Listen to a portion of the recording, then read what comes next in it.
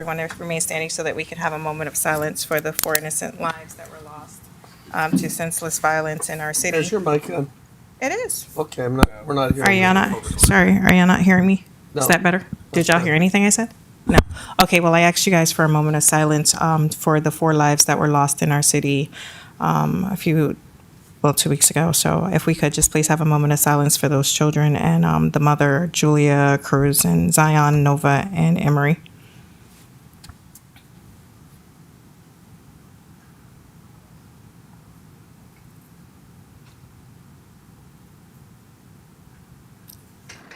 Thank you.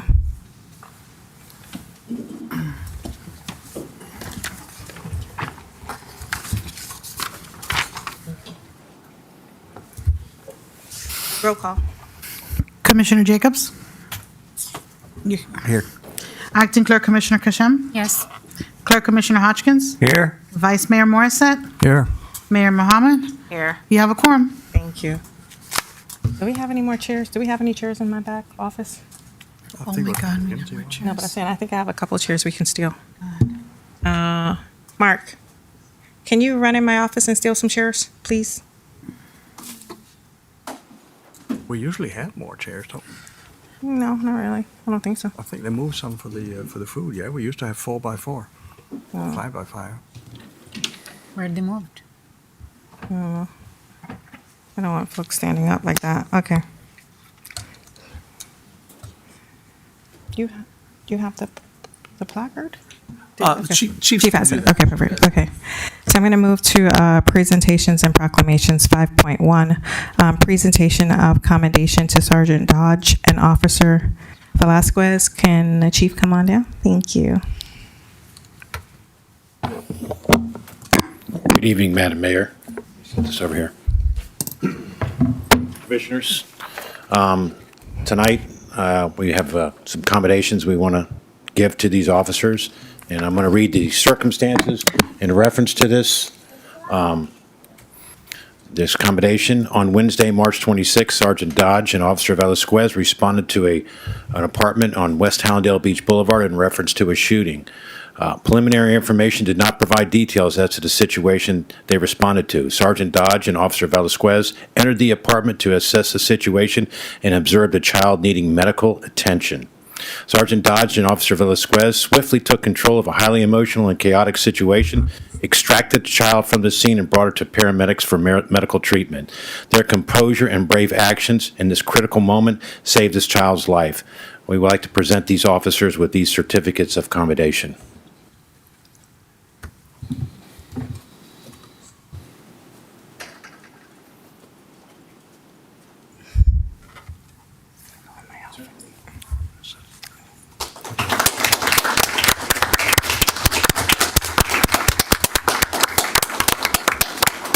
These officers are just another example of where we are and where we're going. Their dedication and commitment to our community is above all. To say I'm proud is an understatement, to be honest with you. I'm proud of the entire agency and the efforts that our officers continue to do every single day for our community. Thank you, gentlemen.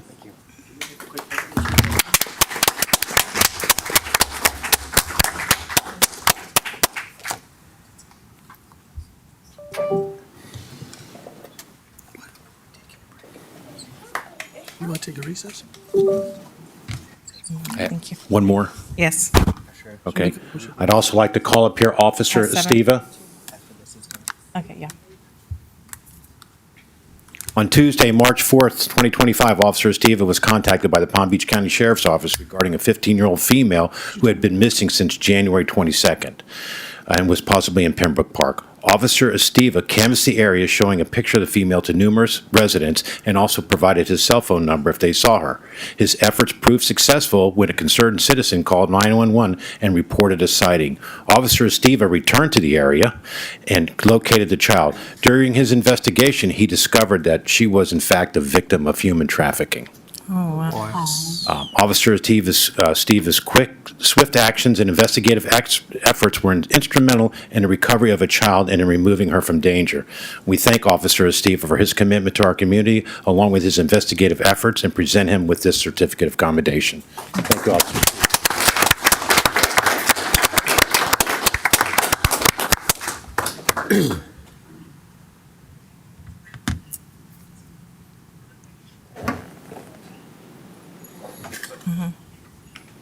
Thank you. Thank you. Thank you. I'm going to take a quick break just because I need to kind of see who all I got here. So I'm going to take a 5-minute recess if you don't mind.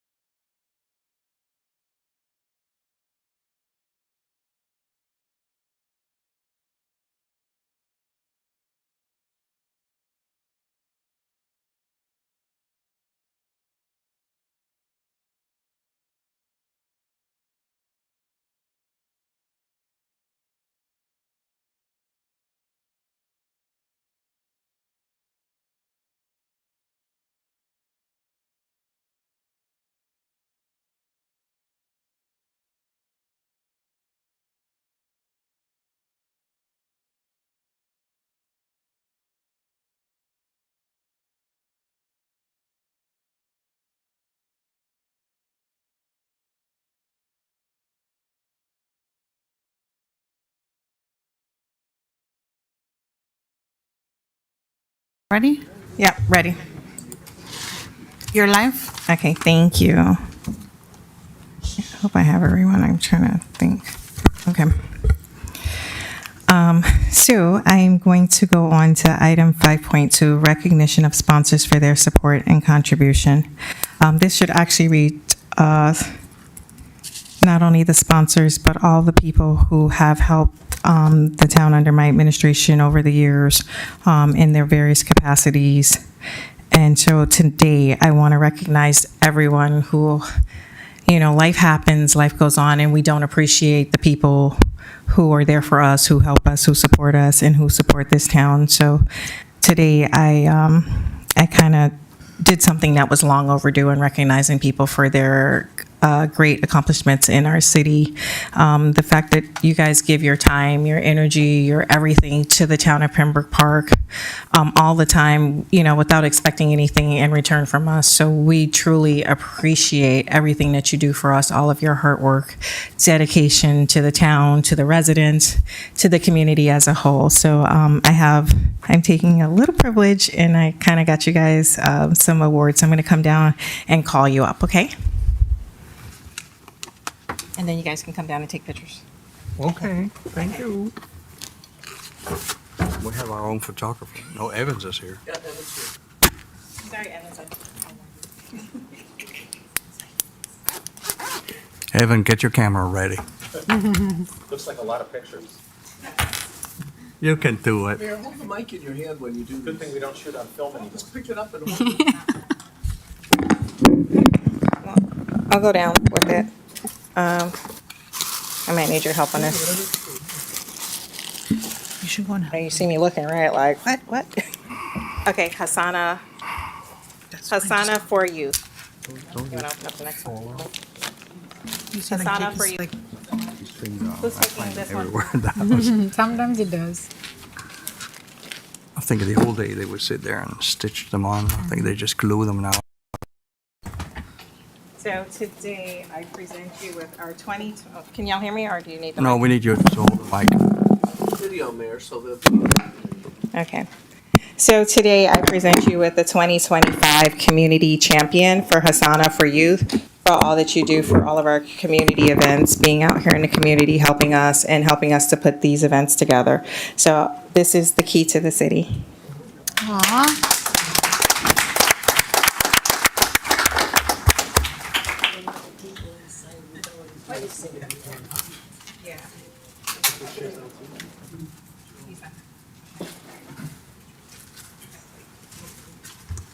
David?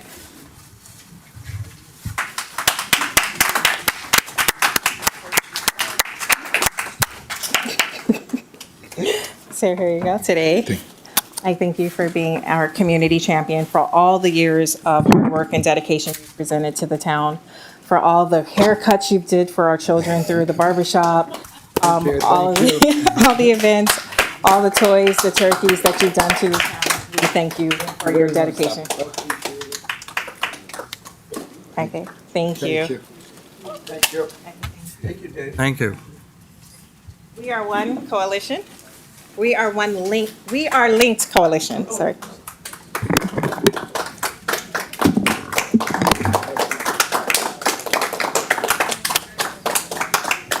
Thank you, my dear, for all of your work and dedication and future dedication too. I'm gonna put that on the record. So this comes with, a string that you have to continue to give to our community. Of course. Thank you.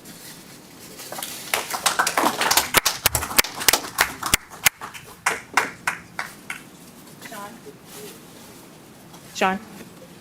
This one is for J.W. Lee for being our 2025 Community Champion, for dedication to the town and all the events. We so appreciate you and everything that you do for our community. Thank you. Thank you. Waldy, Westland.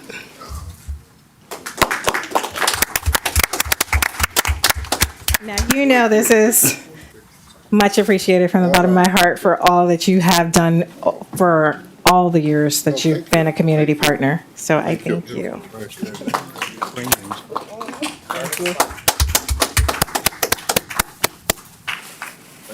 Thank you. Real is rare.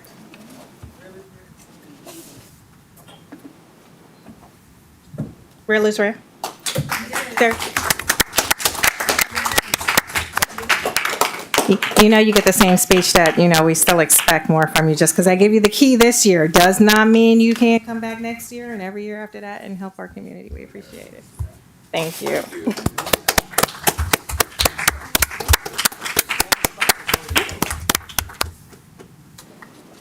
Freedom. Freedom. Freedom.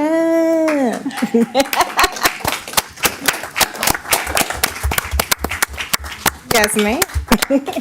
We thank you from the bottom of our hearts for all that you do and coming out and supporting us. Thank you so much. I appreciate you. Thank you.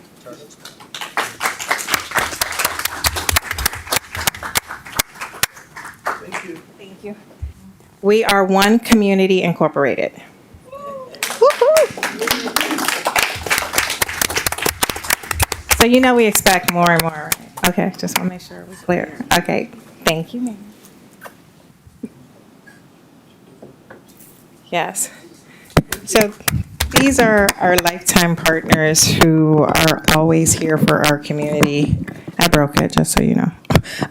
They're always here for our community, for our children, for us. Anything we need, we can pick up the phone and call our community partners, and they have our backs. They sponsor anything, everything. They come out. They show their support. They give their time, not only their money, but their time, and we truly appreciate all that they do. Now, I have two special awards. One is for Senator Daphne Campbell. I did not know that she was coming here today to receive an award. So in 2023, when she was helping us on the campaign trail, we actually came to a house where a gentleman was unresponsive in the backyard. And for approximately 15 minutes, Senator Campbell performed CPR and other life-saving techniques on him and resuscitated him numerous times, and he is still alive today in our community.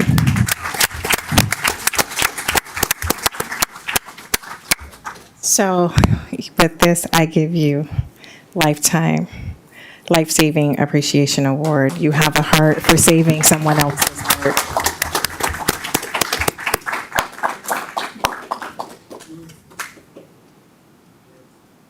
We should get Mosfika. Yes, the team, come on down. Yeah. So was I. Yeah. Love you. Come on down.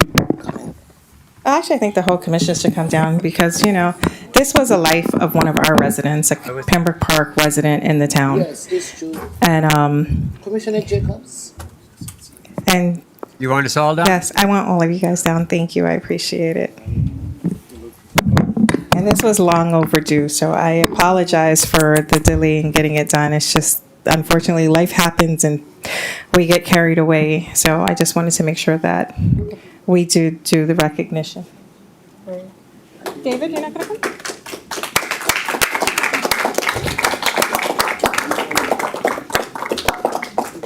Let's have you all shift this way. We're shifting? Logo in the background. Okay. Good idea.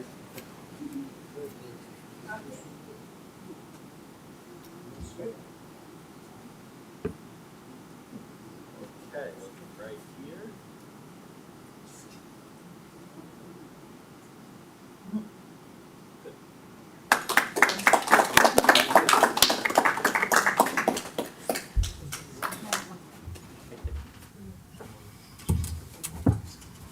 Okay.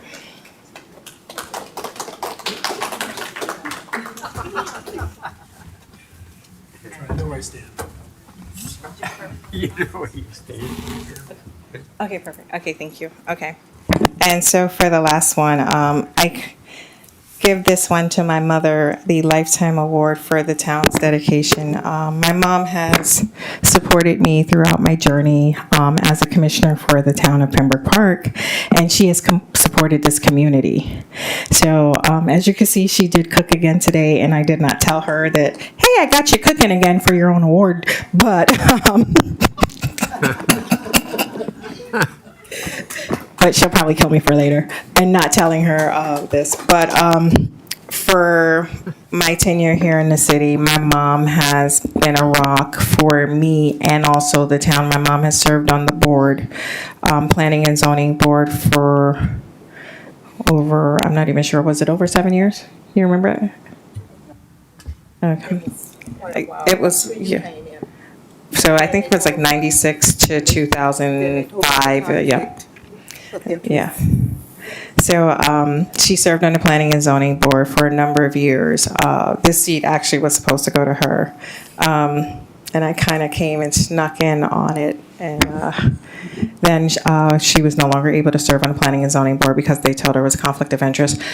She has been present through most of the food giveaways. She has cooked numerous times for events over the years, including, I'm sorry. She's cooked for pretty much everyone in this building for over 22 years. And BSO. She's cooked for the for the health fairs. So every year, we started the health fair in 2014. In 2014, we started the health fair, and from 2016 up until maybe the last 4 years, she's cooked for all the residents in the city, and that's over 500 residents. She is 80 something. We're gonna say that. 81. Okay, she's actually putting her age out here. So she doesn't stop. And I'm truly appreciative of her and everything that she has done for me to make me a success in the city, but also for all the hard work she's done to our community. And so I wanted to thank her tonight by giving her the Lifetime Award for the town.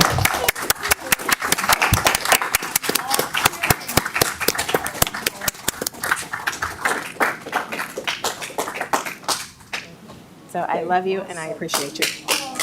I love you.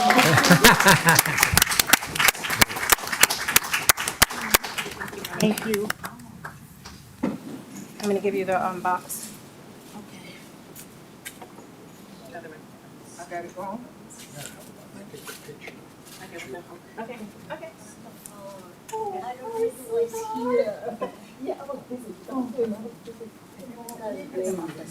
Yes.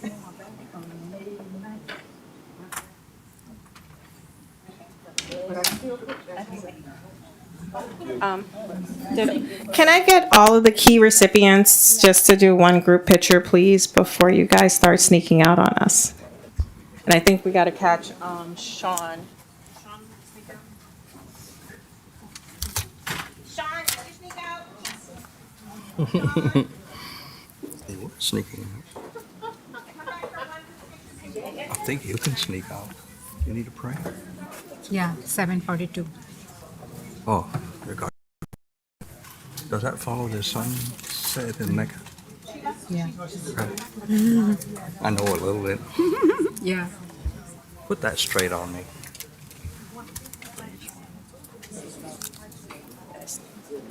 Commissioners, can you guys come down for one group picture of our sponsors for everything?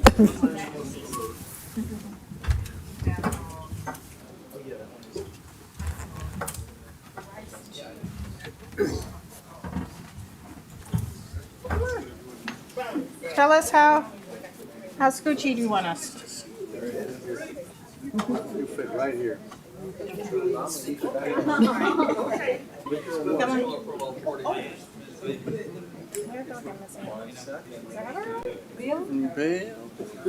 Bill, he's here. Bill is there. We have everybody shift this way. All right, let's do what we can.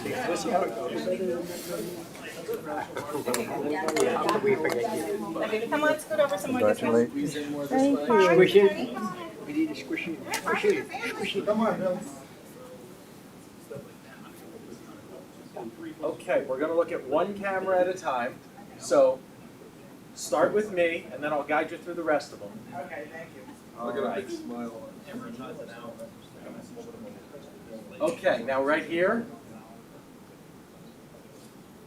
Now here. Right here.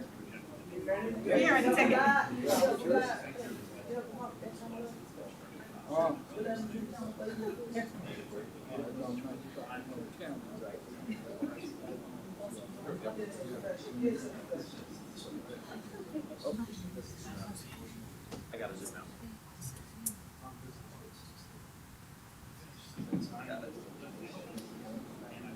Okay, right here. Two more. And over there.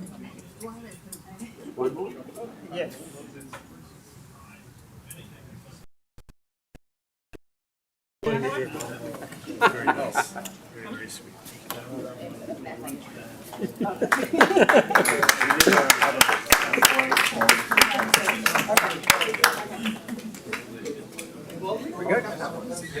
We all pictured out. Pictured out.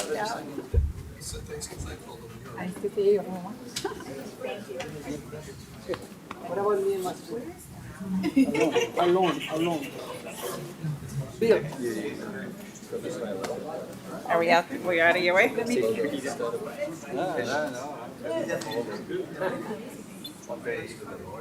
Thank you. Now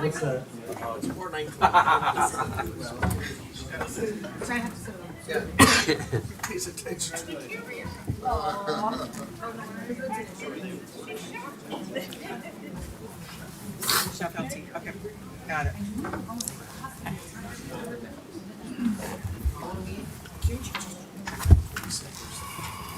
Okay. Okay. Okay, so the question is, how much can I get done in 7 minutes now? So I do have to take a break at 7:42. Sue, let's see, And it's, 7:35. James, how long is your report? 15 minutes, but I can condense it to 10. You could take it to 10, but you won't get us out by 7:42 because it's 7:36. Okay, so we'll skip around. Okay, public comments. We have Anna. Come on down. Okay. So that'll be 3 minutes. Okay. Hold on. 3 minutes. good evening. Speak into the mic. Sorry. Good evening, everybody. My name is Anna Baptiste. I am a 7-month resident here in Pembroke Park. I'm sorry, say I- your address for the record, please. Pardon? Your address for the record. My address is 3354 Southwest 54th Avenue, Pembroke Park, Florida, 33023. I became a recent victim of my car got broken into at the Swifty Laundromat on March 27, about 1 p.m. in the afternoon, and I'm here tonight because part of my life was taken away from me. My purse was in my car with all of my valuable documents, passport, social security, driver's license, my green card, what I recently got, and it's just devastating that the cameras at the laundromat was not clear enough to get the footage. We got the full footage of the vehicle, but we were not able to see the license plate or the tag of the vehicle. So the criminals are still out there. My thing is tonight, if our businesses can have the proper cameras or the streets can have the LPR cameras that can read license plates to help the police officers in Pembroke Park or around us to be able to catch these assailants, that would save many lives, because there is many crimes that has been reported from the Swifty Laundromat, and because of the footage of the cameras were not good, they're still out there committing more crimes, and sadly, I'm a victim.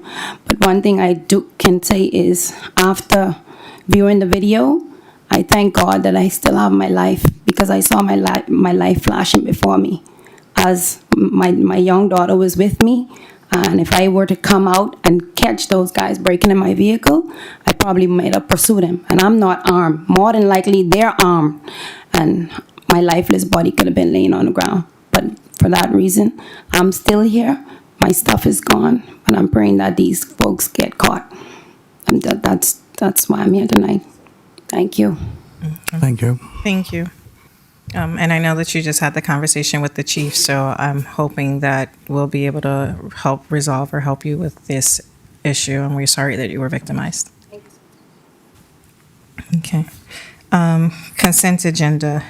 I'm watching the time for you. I'm watching Madam the Mayor, time. very quickly, if I may, just on the consent agenda, I'd like to pull item 7.3 for a quick comment. Okay. So, you want to go ahead and do the comment, and then we'll adopt the consent agenda? Or do you want to do- If I may, just for the record, item 7.3, and Mayor and Commission, again, good evening.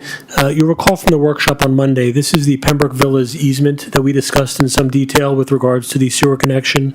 The city engineer, town engineer, utility folks, our office, and the Developers Council is still working through the details of Exhibit C, which is the legal description of the easement area.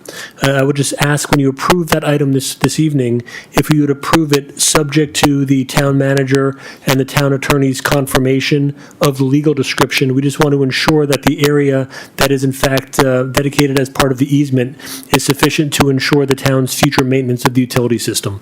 So if when you approve that item, we just like the opportunity to confirm the legal description, and if need be, to change the legal description to confirm and ensure the town's access in the future. So I would just offer that for the record. Otherwise, it could be approved with that one caveat. Thank you, Madam Mayor. Thank you. So I'll entertain a motion to adopt the consent agenda, subject to 7.3, subject to the town manager and town attorney's confirmation of the legal description. I'll make that a motion on 7.3, thank you. Second. Okay. Any discussion? No? Roll call. Mayor Mohammed, Yes. Vice Mayor Morissette, Yes. Commissioner Jacobs, Yes. Clerk Commissioner Hodgkins, Yes? Acting Clerk Commissioner Kashem. Yes. Motion carries. Okay, thank you. Thank you, Commissioner. Thank you. Okay, we're going to take a break because it's 7:41 and I won't get through another item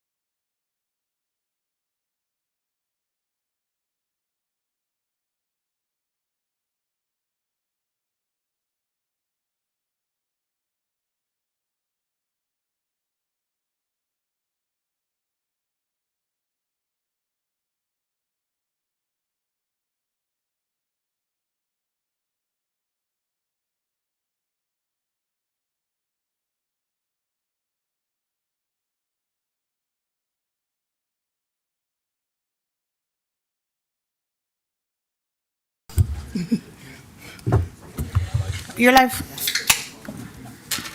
Okay. Meeting resumes at 8:09. We have 8.1 speed camera programs in school zones. Town Manager Lynch. Thank you, Madam Mayor, and again, congratulations on 20 years of outstanding service. Thank you. Ready for a presidential commendation? I know, right?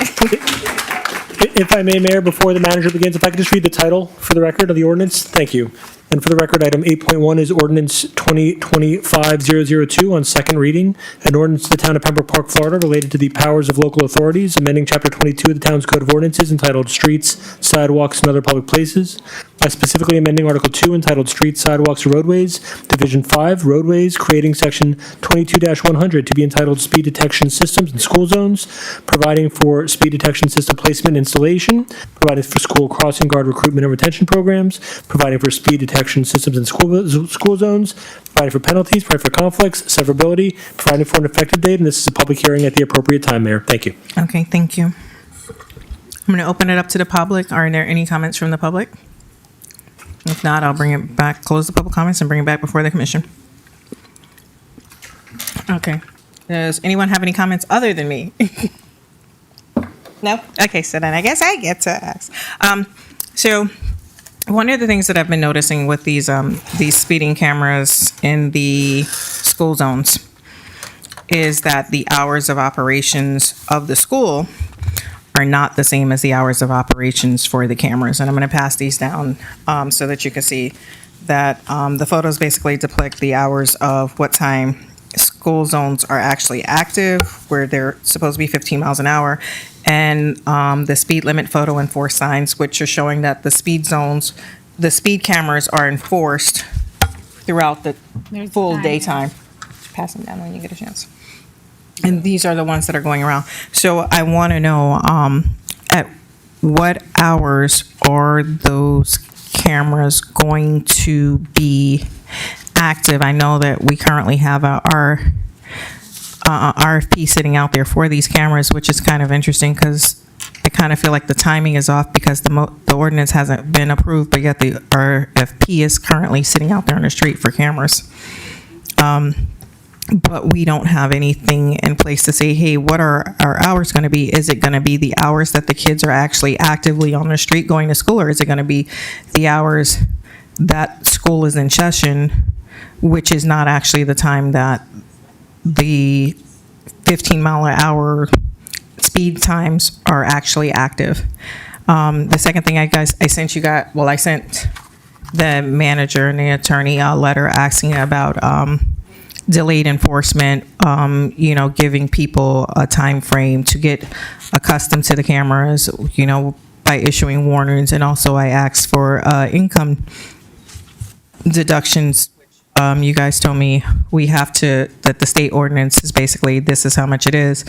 And if there's any way that we could adjust it for our residents, or also for income base where it's either, if it's a hardship to someone, we can reduce it as well. I don't want our residents to,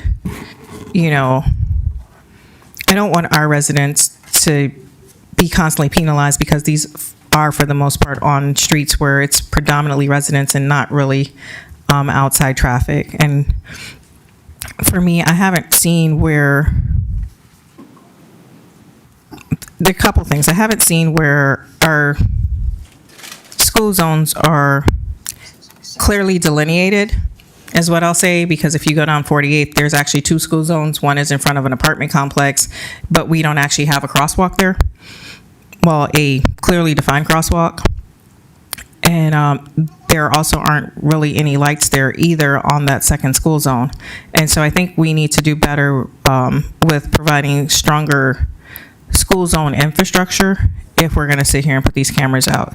So the first question is, what are the hours of operation? The second question is to modify and increase the infrastructure for the school zones. And third, are we going to be able to do any type of programming programming to reduce the fines for residents or base it on income reductions if there is a hardship where it's somebody who, is a dishwasher in a restaurant, somebody who's working 30%, who's living 30% below the poverty line, because those are the concerns that I have. And I just want to make sure that, again, it's not a income producing generator, but actually a deterrent for people speeding in those areas that's infecting the schools. I would assume that they will only be active when the warning lights for school hours would be activated. I'd like to address the question the mayor's raised. The ordinance tracks the state statute. The town attorney has told us that. The state statute says that the hours of operation can be from the beginning of the day during those school zone hours, during the daytime until the afternoon school zone hours. So it does include that time in.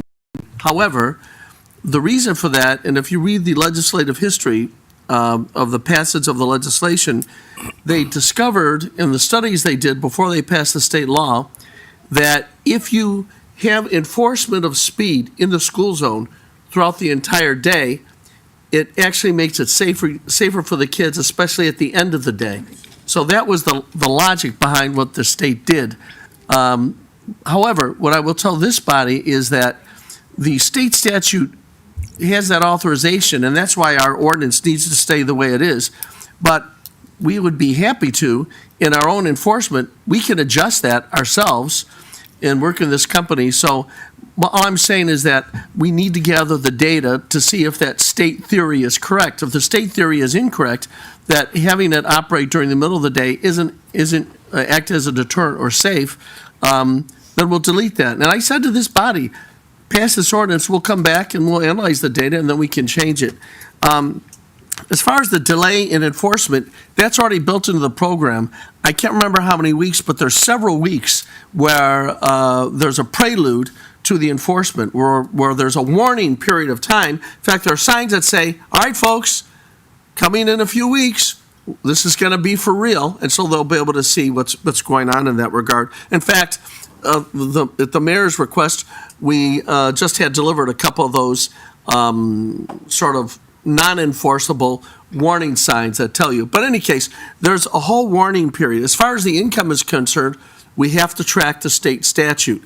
Now, I would have no problem in communicating with the magistrate as it relates to that for the issues that the mayor's talking about. But part of the problem is that we need to have the state's rule book in place here. And you can start tinkering with it. That's why I'm asking you to make sure you pass this tonight. I'll come back with the data. I'll come back on a monthly basis if you want.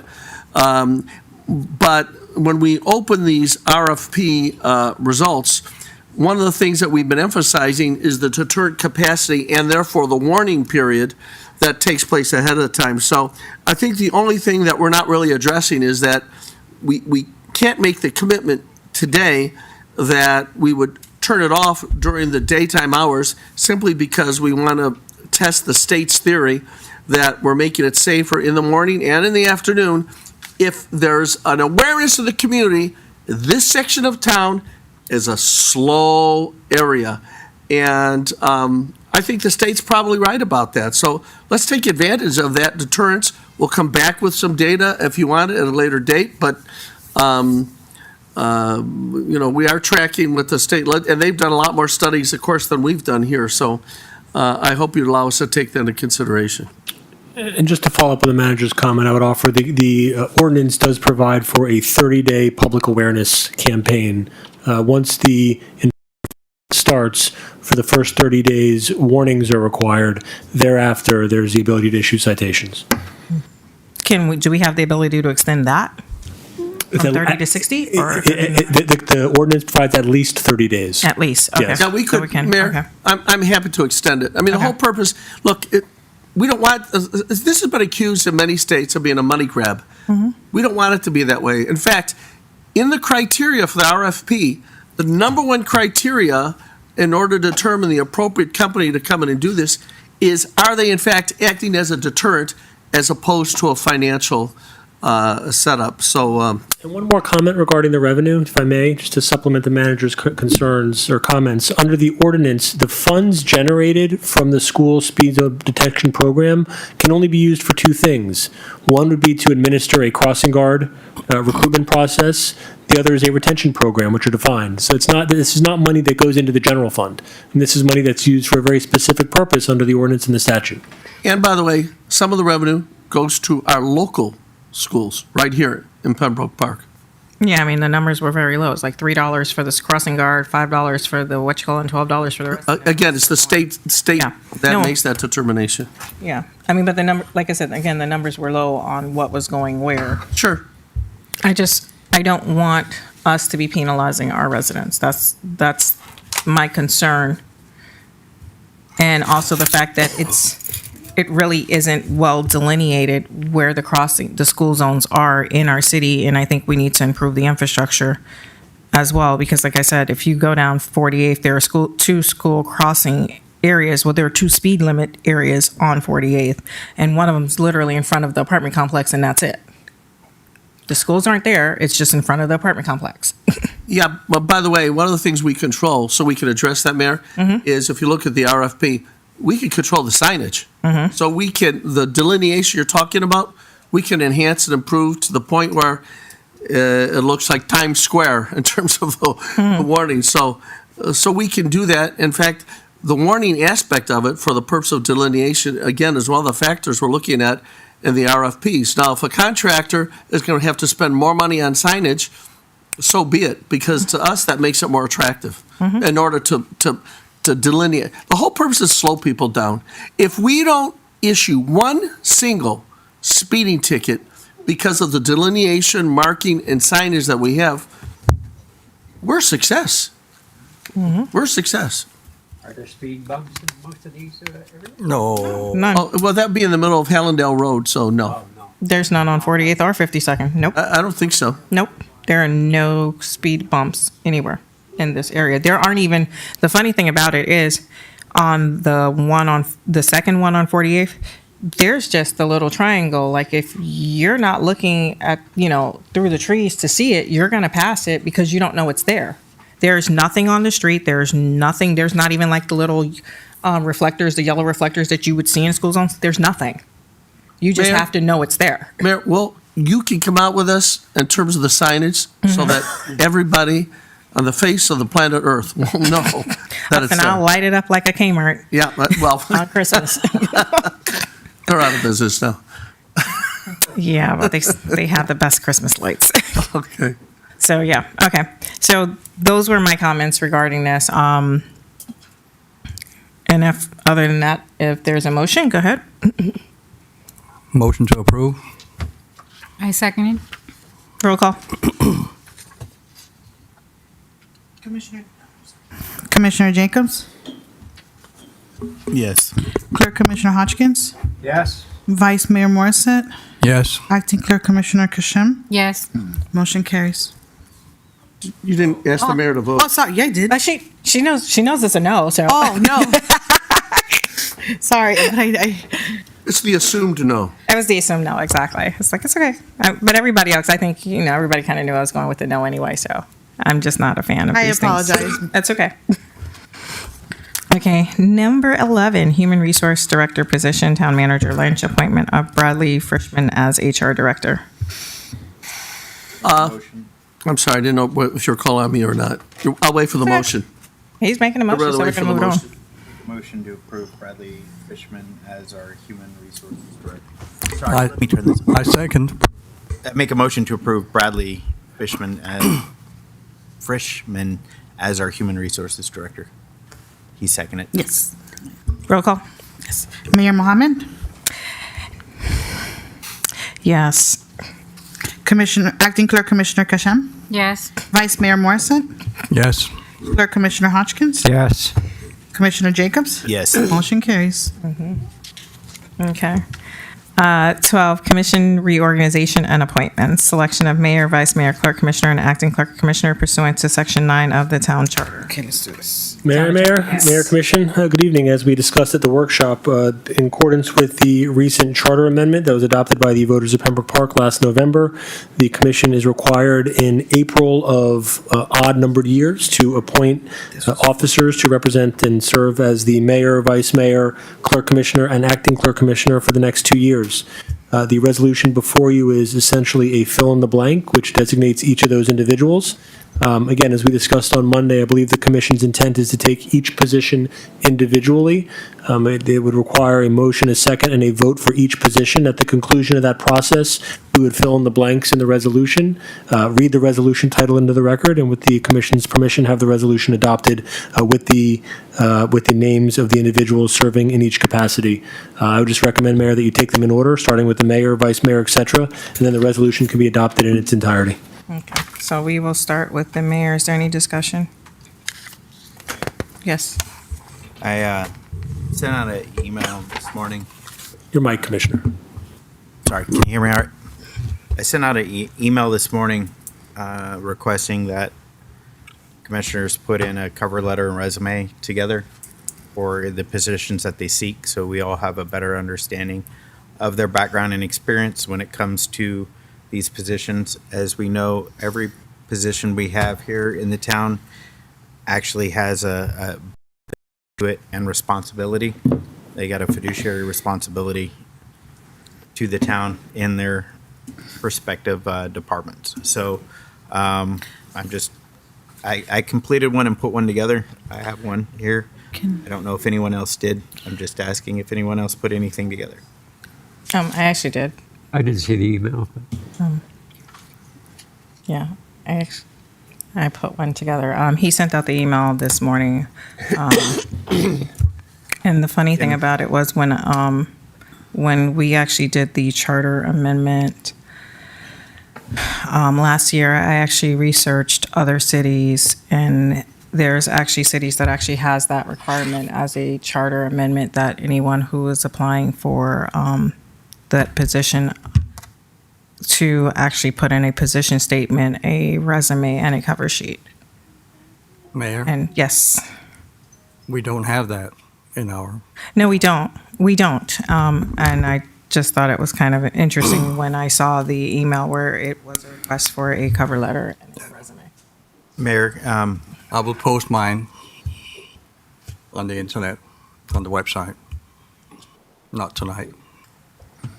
Mayor, can I request Yes. that we have the take a, I hate to say this, take a brief moment. Okay. The town clerk print copies of any resume and cover letter that was prepared. Okay, So each individual commissioner has a copy. Would that be all right? that would be fine. And then take a short recess so we have the opportunity to review. We need to vote on that. Well, I didn't do one. I didn't see any email, so. We need to vote on this. It Well, no, needs to be a that's consent with the whole commission. Well, that was the request that he made. Again, I would just offer, there's no charter requirement, no legal requirement, as the vice mayor indicated, to provide for some cover letter or resume. It's the will of the commission as it relates to that process. I don't believe so either, because, it just doesn't, it doesn't make sense. You're looking for us to come up with a cover letter or some sort of document that's going to say we're qualified to be the mayor. You'd have to be a mayor before to be qualified, wouldn't that? I mean, it doesn't even make sense to me. But anyway, I had 52 years in construction, so I don't know if I'm qualified to be the mayor or not, but I'm going to go for it. Exactly. And I think it's up to the voters when they elect us. They have trust in us. It's not up to other commissioners to evaluate each other, because that is just going to be one big fight.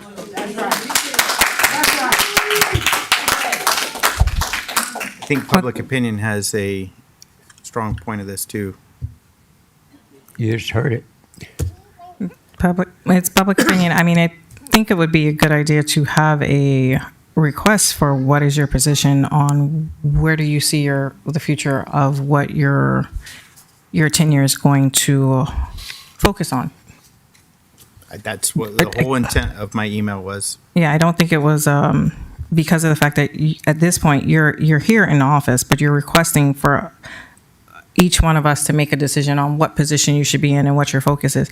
Truthfully, like as I was reviewing the positions of police, fire, I'm literally at a blank because I'm like, I don't know who to appoint for what positions: police commissioner, fire commissioner, parks commissioner, public works. And I'm not sure what folks' background is or if there's even an interest in which position they would want. And it doesn't. It's just like, okay, let's just throw a crapshoot. And this request was to clarify that, exactly what you're saying. So, I mean, it's like, I almost feel like we're just drawing straws. Does anybody have some straws? And we just gonna take some straws and just pull them?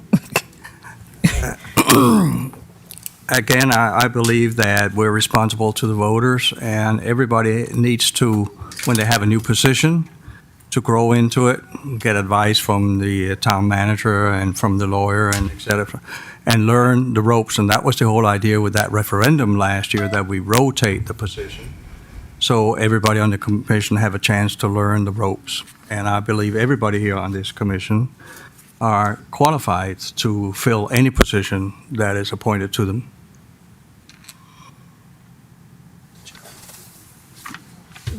I would say that that's true. I would say that I don't think there's any of us up here that I think we all have the intellect to move things forward, regardless of our position. That's your resume, that request would apply to this one. I have been involved in the public works. I've seen things move forward where the department is actually very successful now, and it's on its way to having the town put back together again after a long period of time. So we need to keep going forwards. Let's not go backwards. We have two commissioners that already been mayors within the last 2 years. So I think that the appointment of mayor have to be one of the three other commissioners. That's my opinion, and I'm open to the debate. I have, at last meeting, pointed at Mr. Hodgkins to be the mayor. I think he has the integrity to do that job very well. Is that a motion, Mr. Vice Mayor? That's a motion from my side. Yeah, I would like to see a vote on. There's a motion. Is there a second? I would vote for myself. Is that a second? Is that a second? I would second that motion. Okay. You should have second. Roll call. You want to be Vice Mayor Morissette, Yes. Clerk Commissioner Hodgkins, Yes. Mayor Mohammed, No. Commissioner Jacobs, No. Acting Clerk Commissioner Kashem. No. Motion fails. Okay. Is there another motion? I make a motion that Commissioner Morissette fill the position. Is there a second? Would you like to have a second on that one? No second? I can second. Roll call. Clerk Commissioner Hodgkins, Yes. Mayor Mohammed, No. Vice Mayor Morissette, Yes. Commissioner Jacobs, No. Acting Clerk Commissioner Kashem. No. Motion fails. So the whole process, basically, as it stands now, is that what the public wants, you're not going to get. You voted to have it change, and it's not going to change. There's no requirement for it to change. There's No, there's no requirement, There's but no requirement. the voters did. I'm motion to appoint Kashim as mayor. No. Can I have a second? I'll second. All right. Are you okay with that? No. Yeah, but you learn it. You'll learn the ropes. Don't worry. We got your back. As a principal, it cannot be. It is a nomination that would have to be accepted. The person who's Yes. being nominated has to accept and be willing to do the job. Are you willing to accept and No, do no, the job? I'm not ready for it. Okay, we're never ready. You will be ready. You'll learn it. So at this point, I guess we're going to have to nominate a Shearer to be our continue to be our president, mayor. Is there a second? Have a vote on that? I have a second. Okay. Acting Clerk Commissioner Kashem, Yes. Commissioner Jacobs, No. Mayor Mohammed, Yes. Clerk Commissioner Hodgkins, Yes. Vice Mayor Morissette. Yes. Motion carries.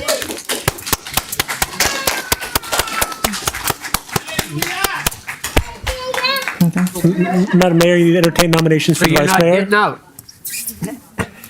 Okay, give us a second, please. 2 more years, my friend. We have, Vice Mayor Morissette, You can on. in front of the dais, please. Y- And Mayor? I took Front of the dais, please.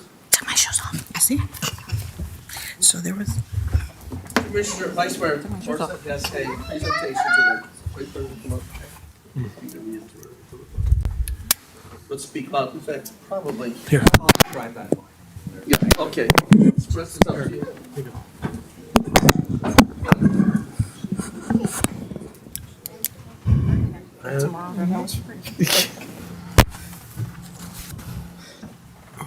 From the town of Pembroke Park to Ashir Mohammed, an appreciation for your distinguished service as a mayor, commissioner, and as a dedicated public servant, the town of Pembroke Park is grateful to have you to serve them.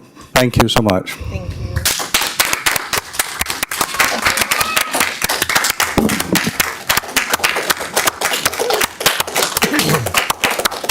So much for me.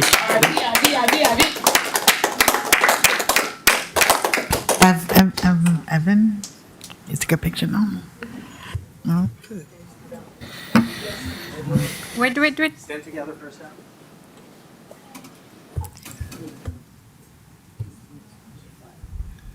Supposed to be presented to her by somebody. Oh, sorry, mommy. Closer. Can you come see? Oh, you're walking back. You know.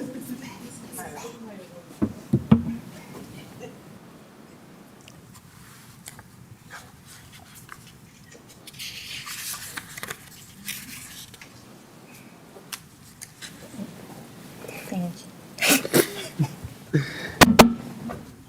Still need a vice mayor. Yeah, we're gonna go through, the list.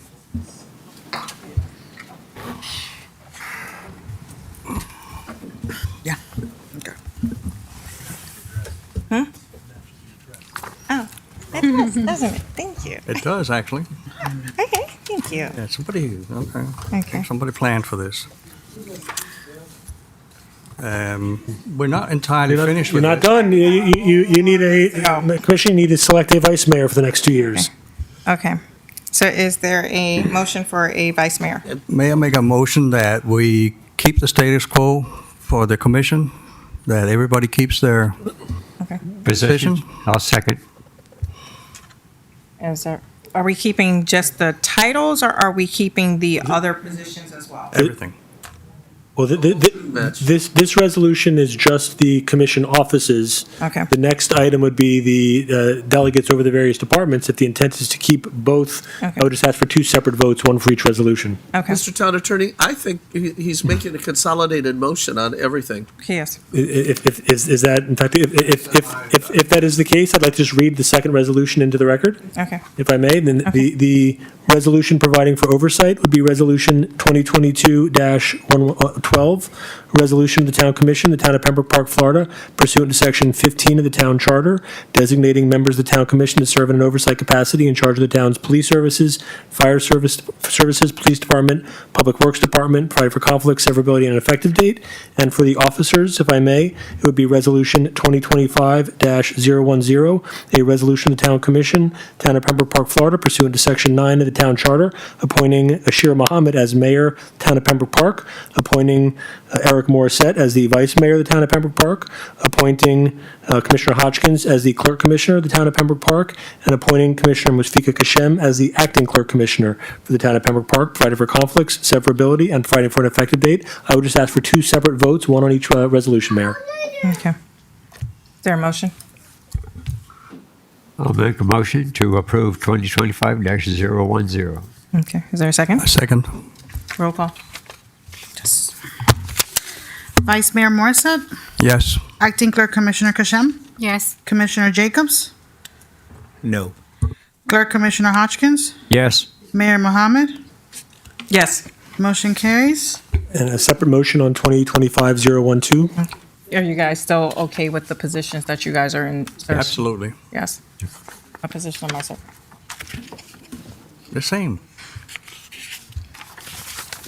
You Keep brought trying. it on to yourself. Keep trying. Okay. Okay. You want to read it into You the, asked. I read the title. You need a vote. You need a motion and a second. is there a motion? This is 2025-012, Mayor. Motion to approve resolution number 2025-012. Is there a second? Second? Roll call. Vice Mayor Morissette, Yes. Acting Clerk Commissioner Kashem, Yes. Commissioner Jacobs, No.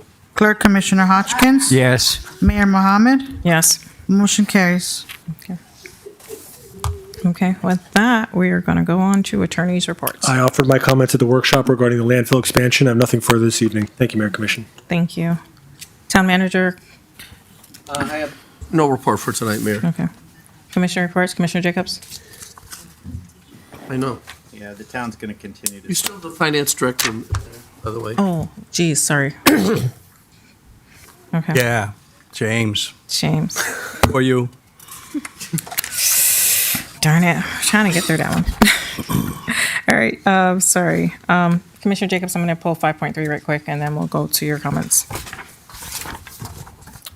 Good evening, Commissioners, and congratulations on your elections. I'm not sure how I'm supposed to follow up everything that we just saw. We had heroes, heroism, award winners, public servants.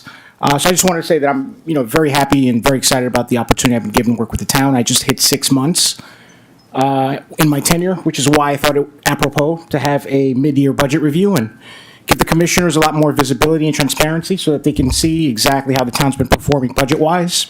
And, just to show that take very seriously the responsibility I've been entrusted with in order to manage the town's finances, provide strategic advice, and ensure that we're being fiscally responsible as we deliver services to our constituents. Also wanted to thank all of the commissioners for the support they've given the finance department during my tenure. It's been like Christmas, in terms of getting things done really quickly. And also wanted to thank my colleagues. What we saw tonight and what we've recognized people for tonight, just makes me realize, just how dedicated, the servants here all are and how much of a privilege it is to work alongside them each day. So with that, we'll get to the less exciting portion of the evening.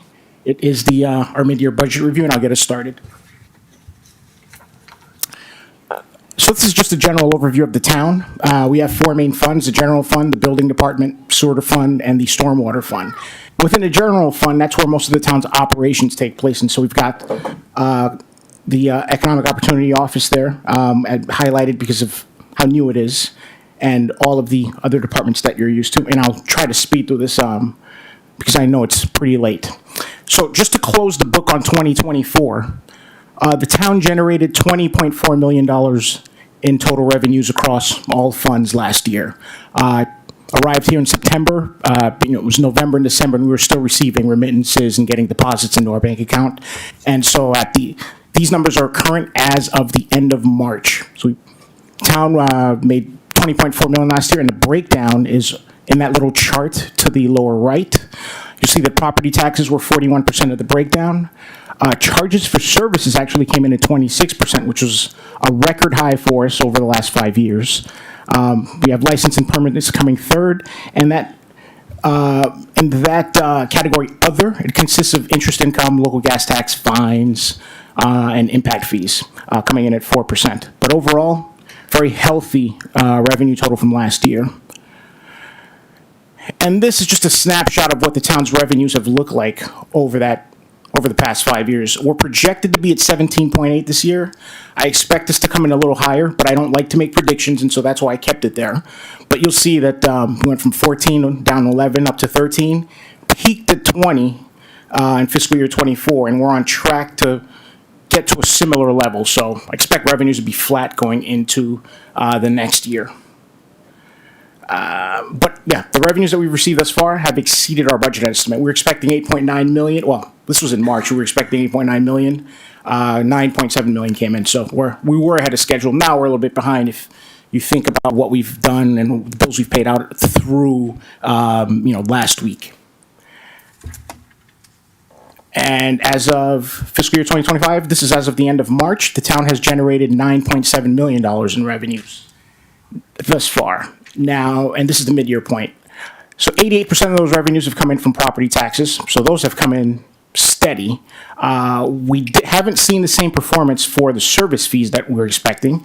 But I spoke to my accounts receivable clerk, and she advised me that those tend to be a little bit janky over the periods, and they arrive on a quarterly basis, and she expects to see more accelerated activity as we go into the fall.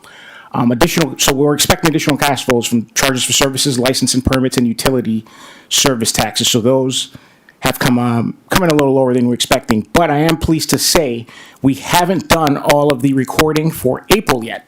So as of April, we've had several additional deposits come in. So during the next commission meeting, you'll get a much more updated version of this. And so this is just a ranked ordered breakdown of the town's revenues by category. So property taxes are running away with it at 88%, but we've got other grants, electric utility taxes, franchise fees, all of the service-related items, that our constituents depend on. But most of them come in at a little less, than 5% on average, with grants, being a supporting mechanism for the revenues that we've seen. But yeah, other revenues again includes interest income, fines, and impact fees, so that's why those weren't itemized. Now, this is just a look at our ad valorem history. When preparing the budget, I have to assume a certain growth rate for the following year. So when I look at the 5 years of performance that we've had, the town's tax revenues have increased at a CAGR of 9.4%. So I used 9% as the best case baseline when doing budget projections, 7% as sort of 6 to 7% as sort of mid-level, just base case, and then 3% for the pessimistic view. And so the expectation again is, assuming millage doesn't change, which I don't anticipate it will, but I've not received any documentation to suggest otherwise. So assuming milling holds, we're projecting 9.8 million in ad valorem. That's what we should have received thus far, and we've received 8.6 million through 3/18. So that gives you an idea of like how old this slide is. This hasn't been updated to reflect the current reality, but as of 3/18, that's where we were at 8.6 in ad valorem. If you look at so our property taxes have risen at a CAGR of 9.4%, and if you look at the ad valorem revenue at the bottom, it's steadily increased each year, which is why the projection that we had in 2025 is a little more optimistic. So now this is a breakdown of the town's expenditures, and you'll see that obviously compensation takes a big chunk. You have to pay your employees, and contractual services are 43% of the town's expenditure budget. Now, half of those contractual services actually are the town's agreement for fire contractual services, so EMS, fire trucks, the fire department, etc. So it's a key service that you need to provide, and it needs to be well funded. We're expecting that accelerate CapEx a little bit. It's coming in at low at 2%, but we're purchasing a fire truck, and and we're going to be making related machinery and equipment purchases for upcoming projects. And you'll see, and one of the things that I plan on increasing budget for next year is the community events line. That's coming in at 1%.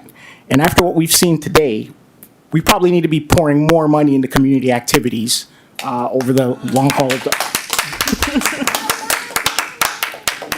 That's the first time I've ever gotten applause for a budget presentation. So that is something that David and I have talked about quite a bit, quite often. He harps Right. on it.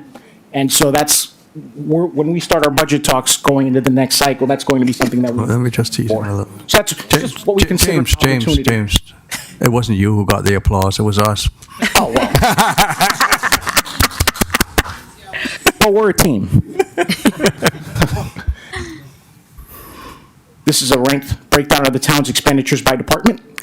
So you see fire control and law enforcement. Police and fire, those are always going to be the two biggest drivers of any city's budget, and sewer and wastewater. So those are the big three, and that's certainly what we're dedicated on delivering to the town. Now, there's a weird code at the bottom, 940003. That is actually a special stormwater project line item. And other general government, that just represents overhead. We have a town hall, we allocate certain costs to maintaining the building, keeping the lights on here, et cetera. But yeah, this chart will remain constant as we move along. But just want to bring your attention to the big three and the impact that they have on our budget. Yeah, it's gonna swallow. Yeah, between the two of us. Now, this is actually the general fund expenditure specifically. They're generally proportional to those of the town. We have very little operating overhead, so that's good news. Other is 4%, so I just broke it down into the chart on the right. Other is debt service. We're carrying very little debt, so we've got a strong rainy day fund. Community events, that 1% number needs to come up a little, and utilities. So contractual services, again, we contract out all sorts of specialists for the work that we need done. We have a contract with the BSO, fire department, et cetera. And compensation, those are the big drivers. But everything else, general overhead remains at 5%. So we're carrying very little overhead. So that just indicates the town's delivering its services efficiently and running lean, which is a great position to be in, assuming there are no emergencies or black swan events or anything. So the chart on the right breaks down the dollar amount specifically. So we're at about 5.7 million through this point in time. And so our total expenses are about 6.7 million or something like that. So 6.8 million, I think. And then our revenues are at the 9.8 million. So that we're running about a $3 million surplus at mid-year, which is also good news. Thank you. And I'm also proud to announce that every department within the general fund is currently delivering savings and surplus. The green represents the positive variance. That is what we're saving versus what we've budgeted through this point in time. And you'll see that, you'll see that even though police and fire are our biggest budget drivers, even they're being managed very fiscally responsible and very efficiently. And I know this personally because the chief comes into my office all the time, and we have very spirited debates about what should be spent and what shouldn't, and he always tends to side with what shouldn't. He always wants justification for spending, and that's pretty much the way things should run. But yeah, every single department has come in under budget through this point in time, so that's good news. And the chart just basically gives you more of a visualization so you can see what's really driving it. And again, it's our two biggest expense line items, police and fire. But we're seeing very, very significant positive variances across the board. So again, we're in a great position. I meet monthly with all of the department heads to discuss budget, discuss spending. They have to run any major purchases, by my office. We're very collaborative. And so we think we've got a pretty good process in place for effective cost control going forward. Well, Now, I'm the gonna ask you a building quick department. question. Please. So do you have some money put aside that we can get a community center so that young lady here can do her 24 programs for our community? I mean, David, would you like me to spoil the surprise, or should I just defer to you? Spoil and wait? away. Spoil away. You're the most Look, popular her man in face, town her right face now. is ready. She's like, I have my programs Well, ready to go. You're giving me a facility. well, the town manager made sure that we carved out something for that community center of yours in the ARPA funds.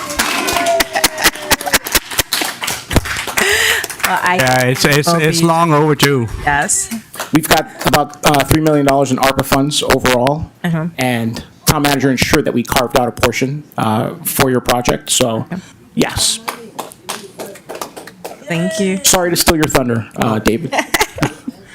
This is the building department's expenditure breakdown. They're a very low cost operation to this point. So yeah, I don't see anything in here that would identify any particular sort of risk, obviously. And their compensation is a little higher than contractual services because they have fewer projects overall, which makes perfect sense. I combined sewer and stormwater because their numbers are very similar, and just for the sake of time. So yeah, you'll see sewer and stormwater came at about 1 million, and then we had about 5.7 million. So when you add the two, those are total expenses through this point in time. I always have to say year to date. I'm going to ask for a copy of that because I can't see that part. Oh, I'm sorry. No. I'm just going to ask you to email me a copy. Yeah, Mayor, we'll just Absolutely. distribute an electronic copy to everybody. Okay, thank you. Yes, we'll do. My eyes aren't that good. And because they run projects, their CapEx is actually a little bit on the higher end, which is to be expected. But everything else looks Thank you. Very stable. So yeah, building, sewer, and stormwater, they've also delivered positive operating variances pending their project completions. That's the caveat, because those things, do tend to get expensive. But yeah, when you take a visual look at what they've been allocated for their budget and what's gone out the door, it's been pretty advantageous for us.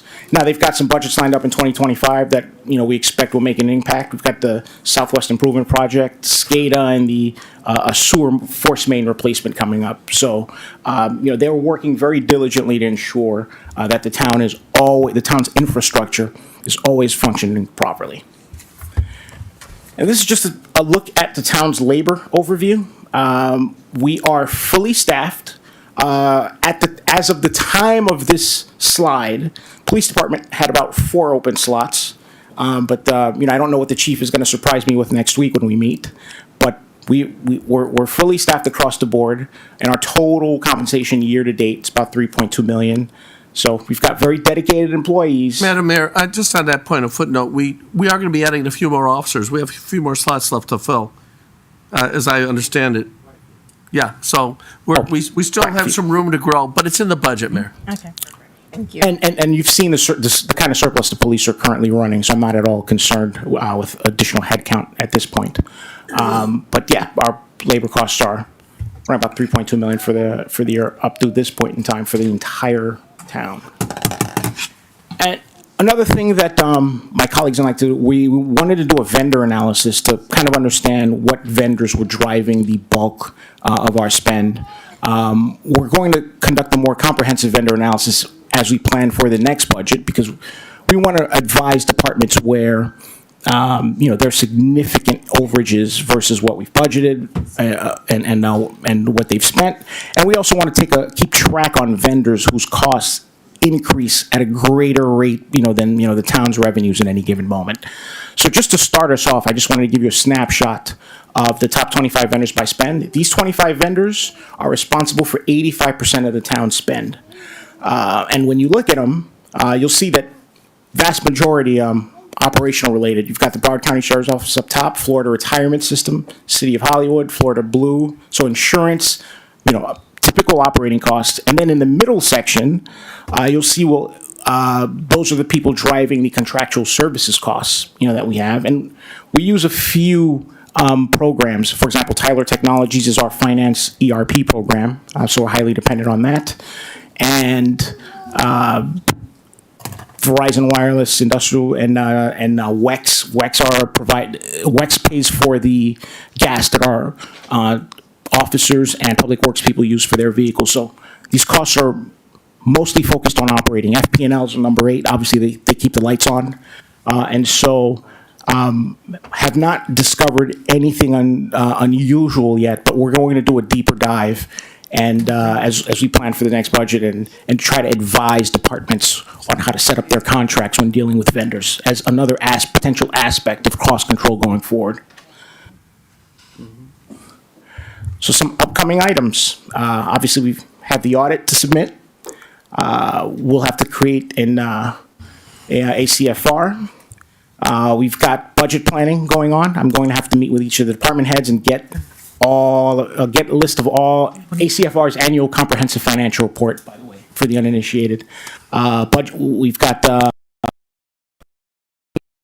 department heads. We're going to have to host some budget workshops to keep the commission informed of our progress as we develop these budgets.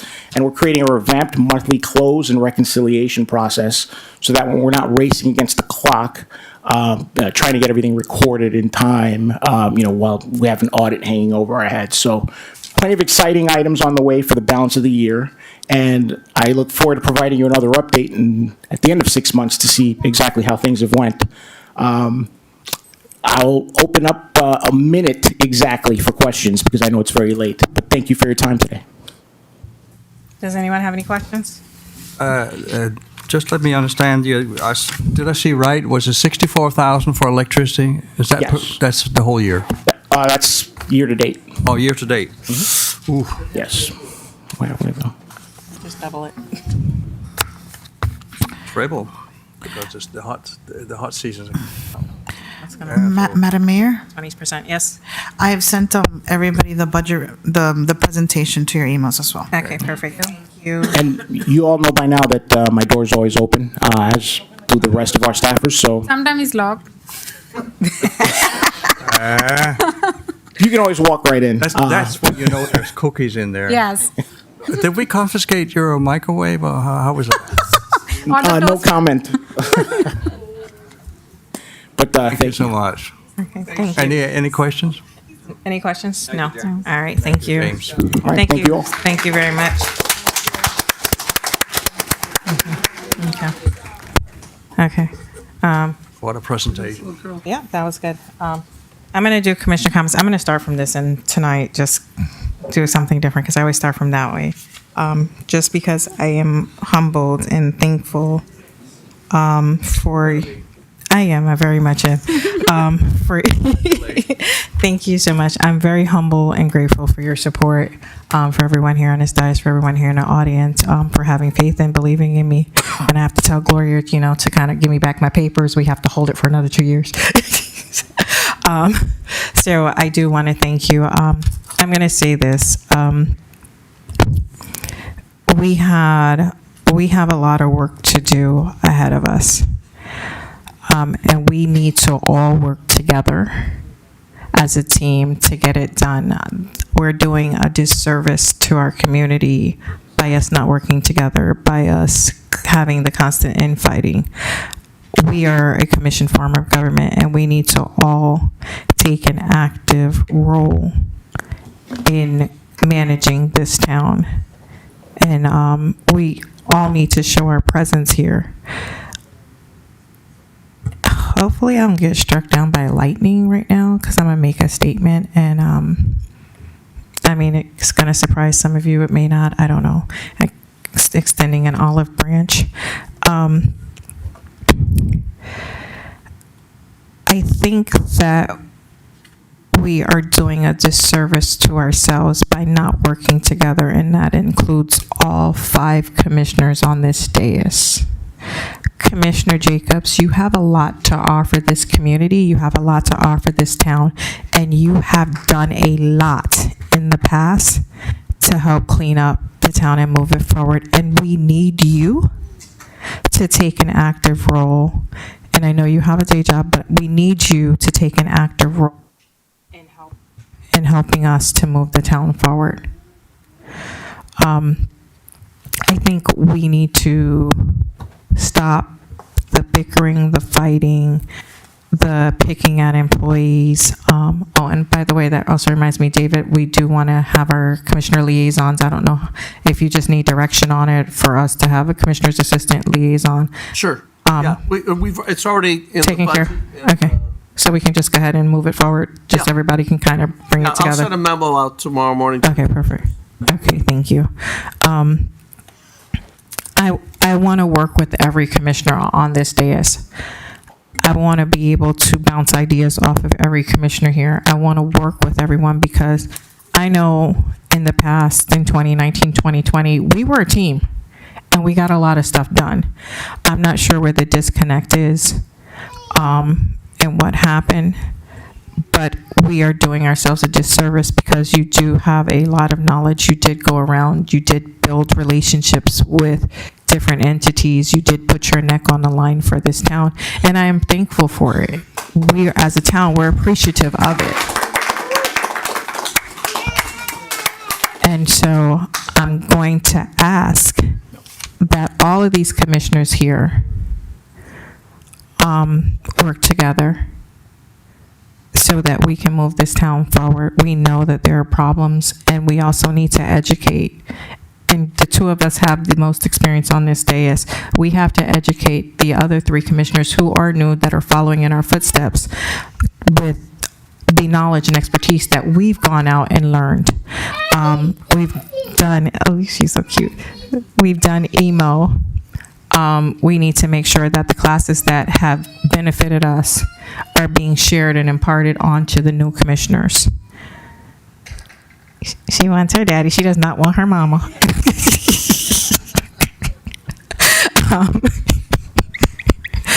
That's daddy's girl. So, so I would like to say again, thank you very much for having faith in me and believing in me, and allowing me to serve and continue to serve our community. And I look forward to working with you, and I would like to work around your schedule as well, because I know that the young folks on the dais have day jobs, and we need to be able to work around those schedules. So with that, I thank everyone, and I thank my communities for their support. I wasn't expecting this. I was kind of expecting to give you guys all an award and be like, yeah, okay, I'm out, bye.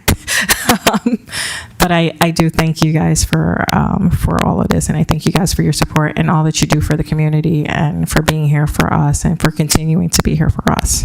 So thank you. Okay. Welcome. Now I'm going to start with Vice Mayor Morissette. Yeah, thank you so much for your service, and I trust you.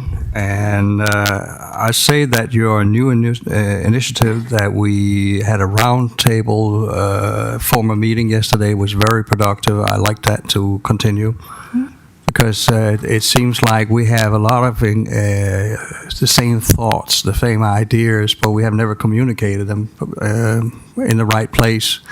You want a community center. I've been looking a lot into community center, and I talked to the grant writer. We can find the money, and I think the other commissioners are just as interested. There's a lot of things we need to upgrade to make it easier to be a resident in Pembroke Park. All three parks have some facilities. They're outdated. They're worn out. Some of them have even been condemned.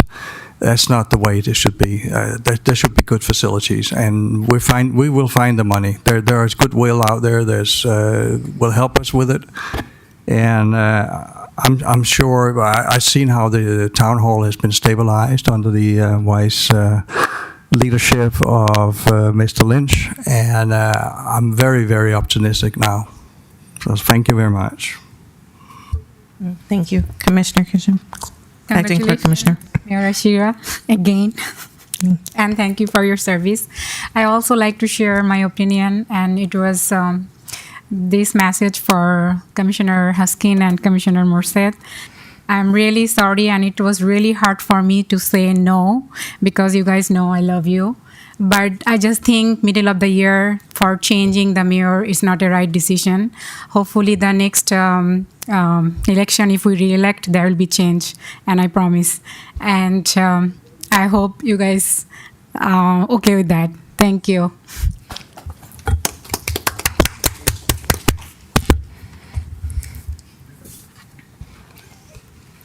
Sure. Yes, sir.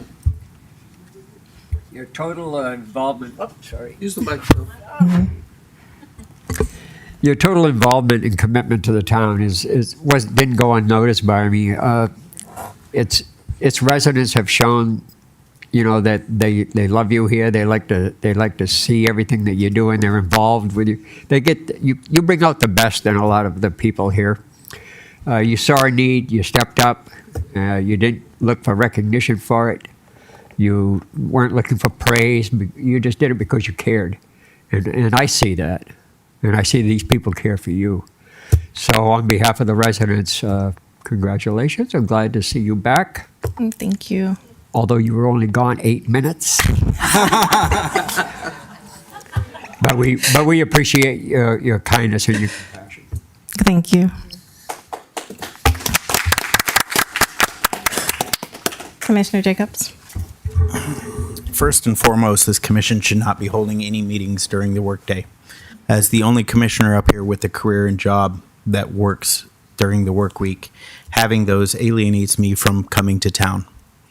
Furthermore, the other person that it alienates is our residents and our business owners who cannot attend because they too are working to pay their bills.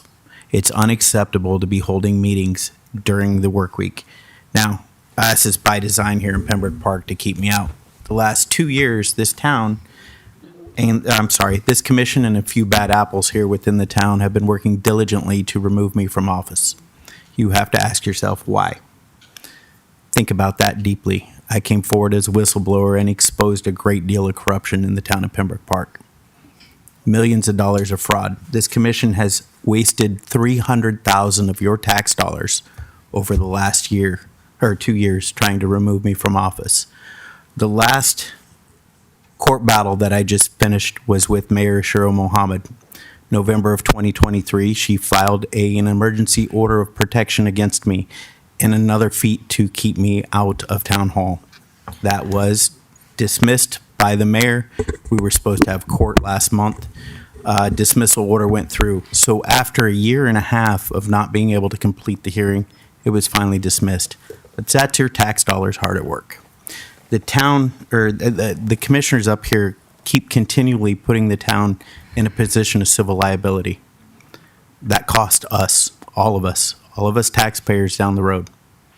A lot of it is on gross incompetence and not understanding what their positions are, what they're doing, but a lot of those continue on personal attacks upon myself. That's all I have to say. This commission has regressed the town of Pembroke Park over the last 2 years. I really hope it goes forward over the next 2, but I'm not going to hold my breath.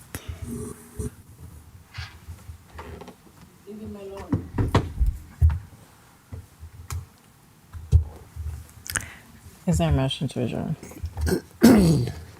Motion to adjourn. All in favor? Aye. Aye. Meeting adjourned at 9:11. Thank you all.